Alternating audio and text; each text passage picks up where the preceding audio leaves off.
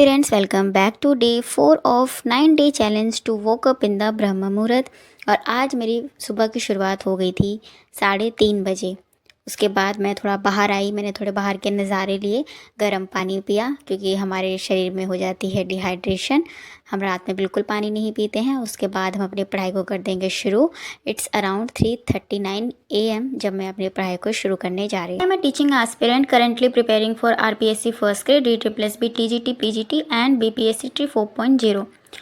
मैं अपने first half of the day में कोशिश करती हूँ कि जो मेरा पेपर वन है, जिसे कॉमन पेपर है, जनरल पेपर भी बोलते हैं, जिसमें हिंदी, इंग्लिश, मैथ, करेंट्स और साइंस वगैरह इंक्लूडेड होते हैं, मैं कोशिश करती हूँ मेरा फर्स्ट हाफ में कंप्लीट हो जाए। पहले ये जो पेपर वन था मेरा 1 बजे तक कंप्लीट हो जाता था दिन के, लेकिन अब जब से मैंने ब्रह्म मुहूर्त चैलेंज लिया है तब से ये मेरा 10 बजे से पहले मेरा पेपर वन का प्रिपरेशन कंप्लीट हो जाता है। मैं अपने फर्स्ट स्लॉट में कर रही हूँ मैथ, और मैथ में मेरा जो चैप्टर चल रहा है वो profit and loss and percentage चल रहा है। मैं दोनों के मिक्स क्वेश्चंस एक साथ में लगाती हूँ, जैसे 10 क्वेश्चन परसेंटेज के and 10 question profit and loss के।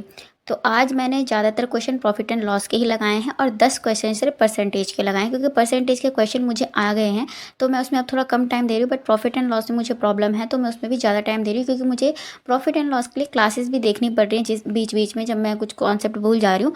बट परसेंटेज में मुझे किसी क्लास को देखने की नीड नहीं है, जो भी मैंने अपने कॉपी में नोट्स बना रखे हैं उससे ही मैं क्वेश्चन सॉल्व कर पा रही हूँ। और मैथ में हमेशा मॉर्निंग के स्लॉट में ही करती हूँ, क्योंकि मैथ बहुत ज़्यादा मेरे लिए टाइम कंज्यूमिंग है, क्योंकि मुझे मैथ बिल्कुल भी नहीं आती है।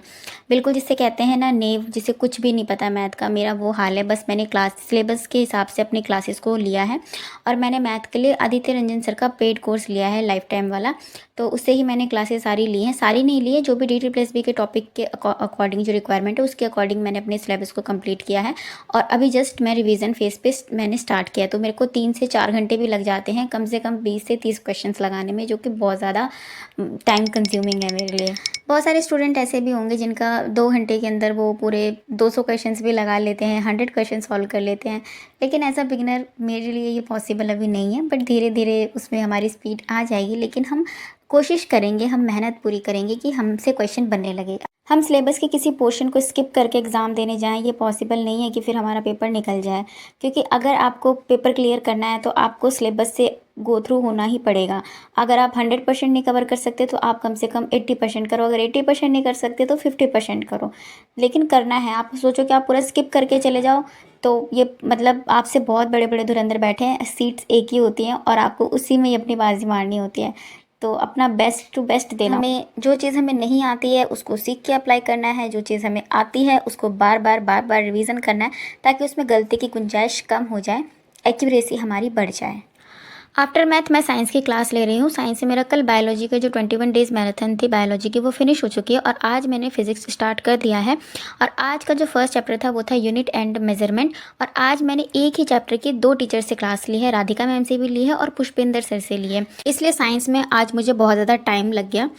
और फिज़िक्स के लिए मैं पुष्पेंद्र सर के साथ अपनी क्लास को कंटिन्यू करूँगी। पुष्पेंद्र सर की जो क्लास है वो राधिका मैम ने हमें सजेस्ट करी थी, क्योंकि जिस चैनल पे मैम अभी पढ़ा रही हैं, रैंकर्स गुरुकुल चैनल पे, उस पर मैम बायोलॉजी पढ़ाती हैं और Pushpendra sir chemistry and physics पढ़ाते हैं। बट मेरी केमिस्ट्री और बायोलॉजी राधिका मैम से कंप्लीट ऑलरेडी हो चुकी है, तो मैं केमिस्ट्री क्लास पुष्पेंद्र सर से अब नहीं लूँगी। मैं सिर्फ फिजिक्स की क्लास उनसे कंटिन्यू करूँगी। सर फिजिक्स के 11 टॉपिक पढ़ाएंगे, और एक टॉपिक पे उन्होंने 3 क्लासेस ले रखी है, जिसमें कि वो PYQ के साथ ही हमें थ्योरी पढ़ाएंगे। तो एक टॉपिक पे 3 क्लासेस हैं और हमारे पास 11 टॉपिक्स हैं। मैं कोशिश करूँगी कि मैं एक दिन में एक टॉपिक पूरी तरीके से कंप्लीट कर लूँ, और 10 to 12 डेज़ में मेरा फिजिक्स ख़त्म हो जाए। फिर मेरा साइंस वाले पोर्शन में सिर्फ मुझे रिवीजन करनी रह जाएगी। साइंस ख़त्म करने के बाद मैं आज मॉडर्न हिस्ट्री पढ़ रही हूँ। बहुत दिनों से मैंने लूसेंट की बुक से मेरा एक पोर्शन छूटा हुआ था, मॉडरेट फेस करके, मैं उस टॉपिक को पढ़ रही हूँ। आज मैंने लर्न कुछ नहीं किया है, जस्ट रीड किया है, और जो मैंने पुराना पढ़ रखा है उन सबको आज थोड़ा थोड़ा रिवीजन कर लिया है।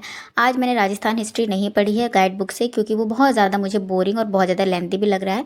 और मैं आगे इसी वीडियो में शेयर करूँगी मैंने किस अल्टरनेटिव को चूज़ किया है RPSC फर्स्ट ग्रेड में राजस्थानी स्पेशल चीज़ों को पढ़ने के लिए। आज मैंने इंग्लिश में सब्जेक्ट वर्ब एग्रीमेंट चैप्टर को रिवाइज कर लिया था। आज मैंने कोई क्वेश्चंस नहीं लगाए हैं और ना ही मैंने वो कैब लर्न किया है। 9:43 AM तक मैंने अपना पेपर 1 कंप्लीट कर लिया था, जो भी मेरा आज का टारगेटेड सब्जेक्ट थे, जिसमें कि मैंने math, English, history and science को कवर किया है। That's it for day 4 of 9 day challenge में। अब कल मिलेंगे डे 5 ऑफ 9 डे चैलेंज में, और अब हम चलते हैं अपने अल्टरनेटिव की तलाश में। या मेरी फ्रेंड ने रिसेंटली उत्कर्ष ऐप से 12 बुक ऑफ सेट मंगाया है आरपीएससी फर्स्ट ग्रेड स्पेशल के लिए। तो मैं उससे जो भी मुझे रिक्वायरमेंट है मैं उसकी फ़ोटोकॉपी करवा लूँगी, और मैं वही फ़ोटोकॉपी करवाने के लिए उसके पास जा रही हूँ। सारी बुक की फ़ोटोकॉपी मैं नहीं करवाऊँगी, उन्हीं बुकों की कराऊँगी जो मुझे रिक्वायरमेंट है और जिनका कंटेंट मेरे पास अवेलेबल है, जैसे कि science, math, reasoning, Hindi, English. इन सब की मुझे ज़रूरत नहीं है, तो मैं इन सब की नहीं करवाऊँगी। और उत्कर्ष की बुक में ये चीज़ है कि आपको लेनी है तो पूरी ही सेट लेनी पड़ेगी, अदरवाइज़ आप ऐसे नहीं है कि आपको जो रिक्वायरमेंट है आप उसी बुक को परचेज़ कर लो, उनको पूरी सेट खरीदनी आपको पड़ेगी। तो इसलिए मैं पूरी सेट तो नहीं खरीदूँगी, मेरी फ्रेंड के पास जो है मैं उसी से फ़ोटोकॉपी करा लूँगी। ये मेरी कॉलेज फ्रेंड है और हम दोनों सारी प्रिपरेशन एक साथ ही करते हैं। इवन हमारे जो डेली के टारगेट होते हैं ना, वो भी सेम होते हैं। हम सोने से पहले डिस्कस कर लेते हैं कि हमें कल उठ के ये सारी चीज़ों को कंटिन्यू करना है, और हम फिर उन्हीं चीज़ों को पढ़ते हैं। हम दोनों के सब्जेक्ट सेम है और हम दोनों की पढ़ाई भी सेम ही जगह से हुई है, और इवन हमारे जो एग्ज़ाम सेंटर पड़ते हैं आउट ऑफ स्टेट, वो भी सेम जगह पर पड़ जाते हैं फॉर्चुनेटली। जैसे दिल्ली में एग्ज़ाम पढ़ा है तो अलग अलग पड़ता है, लेकिन आउट ऑफ स्टेट वो एक ही जगह पर डालते हैं जितने भी आउटर होते हैं।